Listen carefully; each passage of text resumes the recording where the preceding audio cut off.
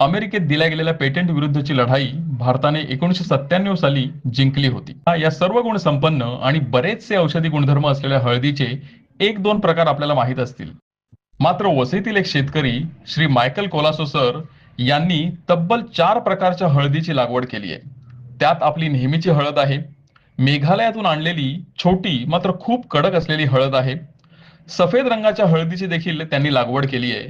मात्र यात सर्वांचे लक्ष वेधून घेते ती म्हणजे काळ्या रंगाची हळद। आज आपण त्यांच्या शेताला भेट देऊन त्यांनी तिकडे जपलेली विविध झाडे, वेली, गायी, कोंबड्या पाहणार आहोतच, पण मुख्यतः या अनोख्या काळ्या हळदीबाबत इत्थंभूत माहिती जाणून घेण्याचा प्रयत्न करणार आहोत।